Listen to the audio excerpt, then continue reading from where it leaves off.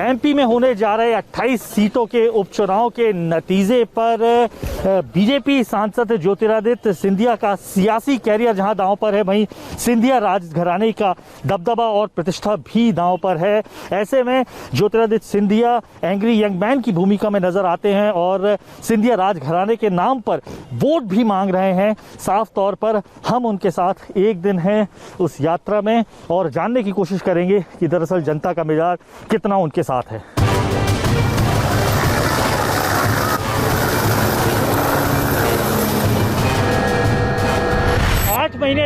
तकरीबन 8 महीने पहले कांग्रेस के एक वरिष्ठ नेता ने जनता के मुद्दों के लिए अपनी ही पार्टी के मुख्यमंत्री से कहा, अगर मुद्दे पूरे नहीं हुए तो सड़कों पर उतर जाऊंगा।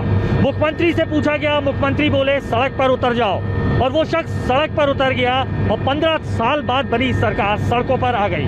आप समझ गए होंगे, मेरे साथ हैं बीजेपी के राज्यसभा सांसद ज्योतिरादित्य सिंधिया। सर, बहुत बहुत शुक्रिया इंडिया टीवी को समय देने के लिए। बहुत बहुत शुक्रिया सर। सड़कों पर उतरने का बोला था, आप सड़कों पर उतर भी गए। अब एक बार फिर से सड़कों पर है वोट के लिए, क्या फर्क नजर आ रहा है सर? आज जो 6 महीने की सरकार रही है शिवराज सिंह जी के नेतृत्व में, उस सरकार में पूरे प्रदेश स्तर के योजनाओं को लागू हमने किया है। चाहे 37 लाख लोगों को राशन दिलवाने का, चाहे प्रधानमंत्री किसान सम्मान निधि के साथ मुख्यमंत्री किसान सम्मान निधि 4,000 रुपया 6,000 के साथ जोड़ के 10,000 रुपये करने का, ऐसे अनेक योजनाएं जो हमने लागू करवाई। और हर विधानसभा के लिए, जैसे आपने यहाँ देखा कि जो लोगों की बहुत महत्वाकांक्षी योजनाएं थी उनको स्वीकृत करके धरातल पे काम भी शुरू हो चुका है। आजकल मुझे लगता है कि मैं लंबे समय से आपको देख रहा हूँ, आप गुस्से में दिखाई देते हैं। एंग्री यंग मैन की भूमिका दिखाई दे रही है आज। मैं गुस्से में नहीं हूँ, मैं आहत हूँ, क्योंकि जो जनादेश मिला था वो जनादेश मिला था लोगों की आकांक्षाओं को पूरा करने के लिए, एक साफ सुथरी सरकार चलाने के लिए। और आपने तो 15 महीने में पूरी तरह से नष्ट कर दिया उस विचारधारा को और उस आकांक्षा को। तो आहत होता है व्यक्ति।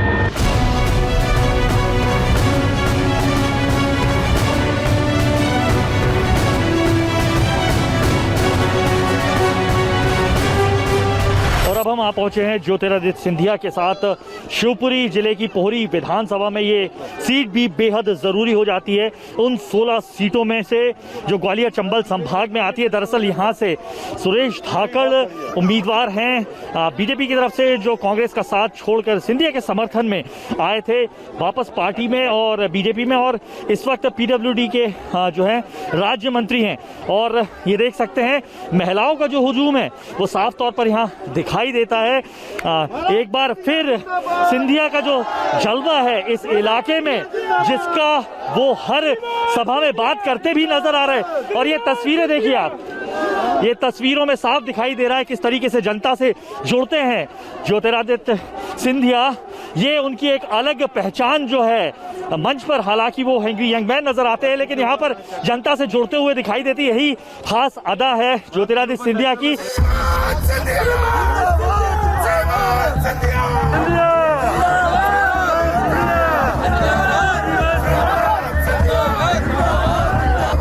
ये भीड़ देख सकते हैं किस तरीके की भीड़ जो है वो मौजूद है महिलाओं में। और हम एक दिन की सभा करते हुए पहुंचे हैं अब शिवपुरी जिले की इस पोहरी सीट पर, और जन समर्थन, यही जन समर्थन है जिसके चलते सिंधिया लगातार ग्वालियर चंबल की उन सीटों पर जुड़ाव रखते हैं जो उनसे पहले राजघराने की रही है। और गाहे बगाहे वो बताते भी नजर आते हैं कि किस तरीके से सिंधिया राजघराने ने लगातार ग्वालियर चंबल के इस इलाके का विकास किया है।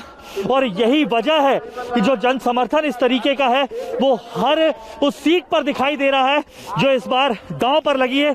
अकेले ज्योतिरादित्य सिंधिया का सियासी करियर ही दांव पर नहीं है इन 16 सीटों के चलते जो ग्वालियर चंबल संभाग की हैं, बल्कि तमाम उन सीटों पर जो सिंधिया राजघराने की प्रतिष्ठा का सवाल बनाकर वो जनता के सामने रख रहे हैं किस तरीके से।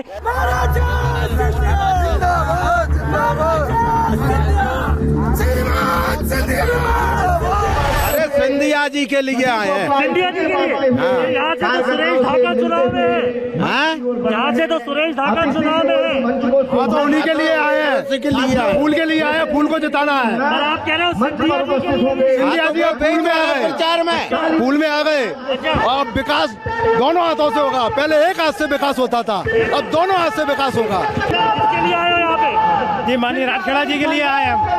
माननीय राजखड़ा जी के लिए, सिंधिया जी के लिए आए हैं। किसको देखना है? सिंधिया जी को। सिंधिया जी को देखना है। अच्छा, तो वोट किस पे डालोगे फिर? सिंधिया जी को देख के? हाँ, सिंधिया जी को देख के डाले। ज्योतिरादित्य महाराज सिंधिया जी देखने। सिंधिया जी को देखना है? जी हाँ। तो वोट किसको दोगे? सिंधिया जी को।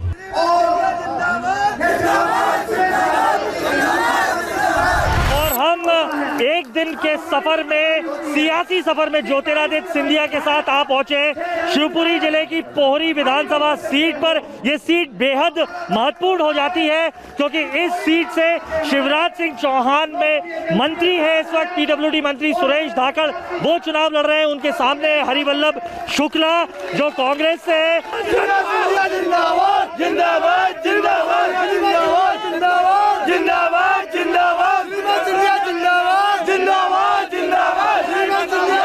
हर जगह जाकर बात करते हैं, अपने परिवार की बात करते हैं, सिंधिया राज घराने ने क्या क्या किया है ग्वालियर चंबाक सीट पर, उसकी बात करते हैं। तो साफ तौर पर यहाँ का जो चुनाव है ग्वालियर चंबल का, भले ही शिवराज सिंह चौहान मुख्यमंत्री भी यहाँ आ रहे हैं, नरेंद्र सिंह तोमर केंद्रीय मंत्री भी आ रहे हैं, लेकिन हम जहाँ जहाँ जिस सीट पर गए साफ तौर पर ज्योतिरादित्य सिंधिया का प्रभाव दिखाई दे रहा है।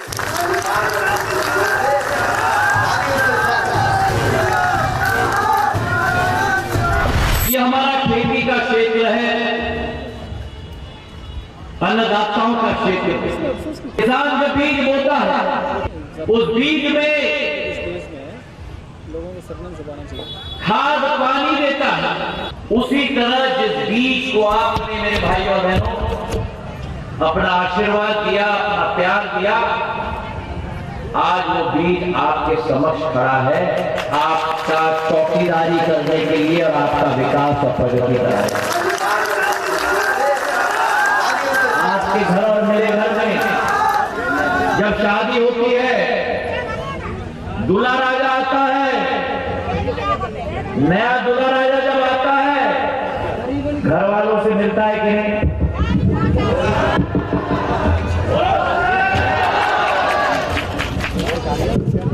अब 15 महीने पहले मध्य प्रदेश में नया दूल्हा राजा आया। अब नया दूल्हा राजा जो 15 महीने पहले आया, क्या एक बार भी पोहरी छोड़ो चर्च कभी आया? अब दूल्हा राजा आया, 15 महीने बैठकर वल्लभ भवन में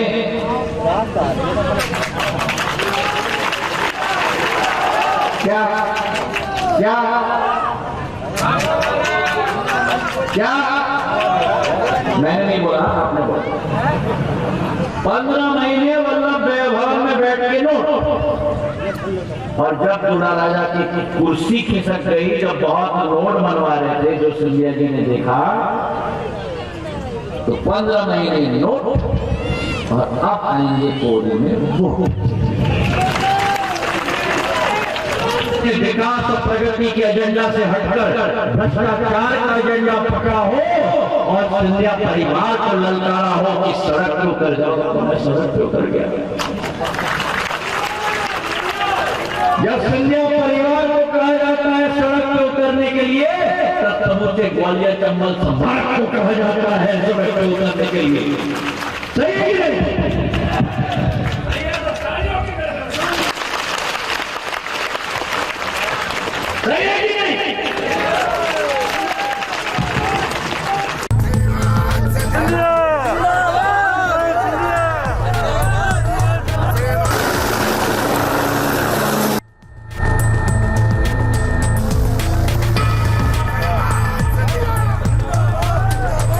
ऐसे में जब हम ज्योतिरादित्य सिंधिया के साथ एक दिन है चुनावी सफर में हम पहुंचे हैं डबरा, और हमारे साथ हैं डबरा से जो विधायक है और महिला बाल विकास मंत्री इमरती देवी, जिनके ऊपर कमलनाथ के पूर्व मुख्यमंत्री के दिए एक बयान के कारण फिजा ही पलट गई। हम बात करते हैं इमरती जी, कैसा चल रहा है चुनाव? ये तो जनता में पता होगा, महिलाओं में पता होगा, और मेरी पूरी जनता जानती है कि हमारे यहाँ ऐसे शब्दों को प्रयोग नहीं करते, और उनने किया है, इससे मेरी जनता पूरी नाराज है, महिला भी नाराज है। नहीं तो आपको क्या लगता है, आप जब मंत्रिमंडल में थे तो उनका व्यवहार कैसा रहा, कैसा था? नहीं, अगर बिहार अच्छा होतो तो हम काय को छोड़ के आते। बिहार खराब है तो तभी तो छोड़ के आए हैं। वो लोग तो बिहार बिल्कुल बिहार अच्छा नहीं था, और डबरा की जनता ने भी सुन लिया कि बिहार ऐसा था, इसलिए हमें इमरती भग के आई है। लगता है सिंधिया जी का जलवा बरकरार है, सिंधिया राजघराने का जलवा बरकरार? हमारे पूरे के पूरे नेतन का, भारतीय जनता पार्टी में जितने नेता हैं सबका जलवा है और सबका जलवा रहेगा जी।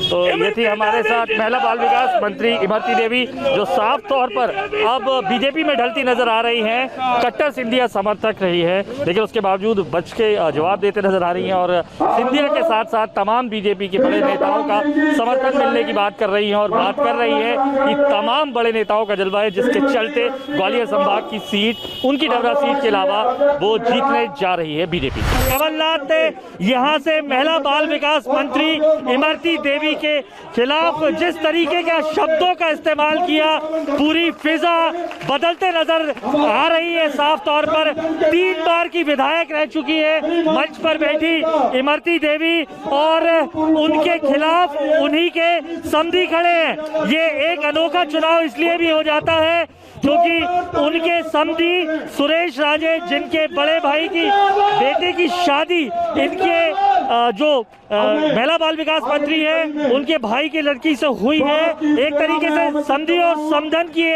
जो है आपसी लड़ाई है। 2018 में सुरेश राजे बीजेपी में थे, बीजेपी छोड़कर कांग्रेस में आए थे, परिस्थितियां बदली, वक्त बदले, हालात बदले, और अब इमरती देवी खुद कांग्रेस छोड़कर बीजेपी में है, सरकार में मंत्री है। वही सुरेश राजे आप कांग्रेस में ही रहे और कांग्रेस के टिकट पर चुनाव लड़ रहे हैं। उनको आमंत्रित करें। मैं आमंत्रित कर रहा हूं जन जन के नायक, हम सबके लोकप्रिय नेता श्रीमान ज्योतिरादित्य सिंधिया जी को। मेरी जनता जनार्दन जो यहाँ उपस्थित,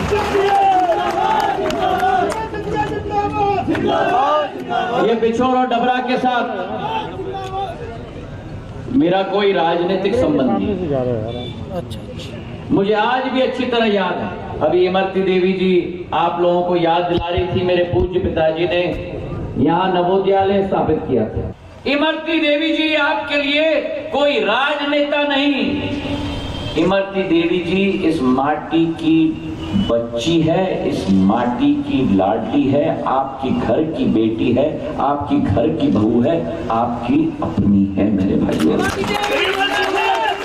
जो महिला कमलनाथ जी की मंत्रिमंडल की सदस्य रही,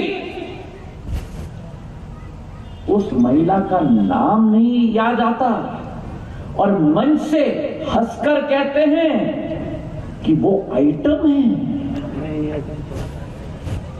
और पूर्व नेता प्रतिपक्ष अजय सिंह कहते हैं कि इमरती को चुनाव के बाद में जलेबी बनाना है। पूर्व मुख्यमंत्री दिग्विजय सिंह मीनाक्षी नटराजन के बारे में कहते हैं कि ये 100 ऐसे शब्दों का इस्तेमाल कर रहा उन्होंने जो मैं मंच से इस्तेमाल नहीं कर सकता, वगैरह वगैरह मान है। ये कांग्रेस की सोच है महिलाओं के प्रति, ये कांग्रेस की सोच है मेरे अनुसूचित जाति के प्रति, मेरे भाई और बहनों।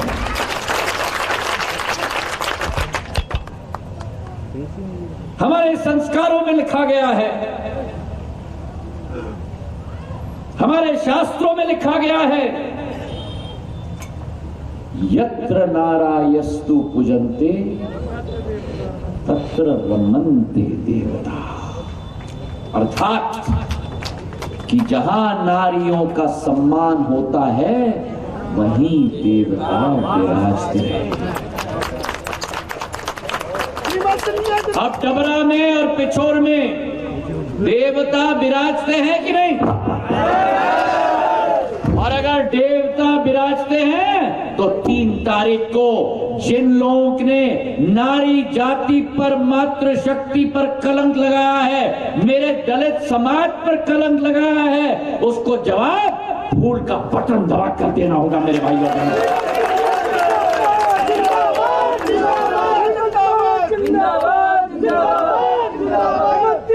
इमरती जी का गुनाह क्या कि ये महिला है?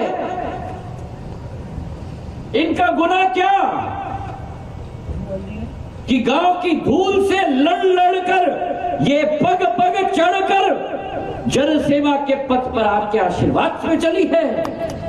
इसका गुनाह क्या कि ये अनुसूचित जाति की महिला है?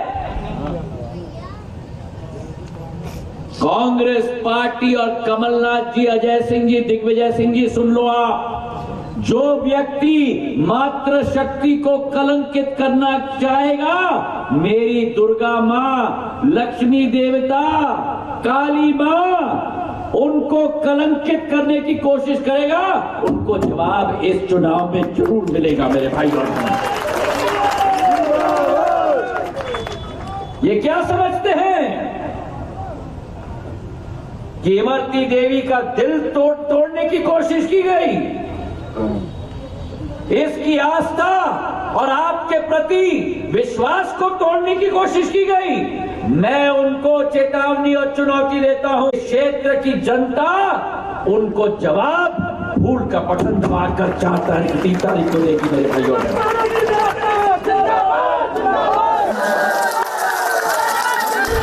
और ज्योतिरादित्य सिंधिया के साथ एक दिन का सियासी सफर 2 विधानसभाओं को पूरा करने के बाद अब खत्म हो रहा है और हम वापस जा रहे हैं ग्वालियर।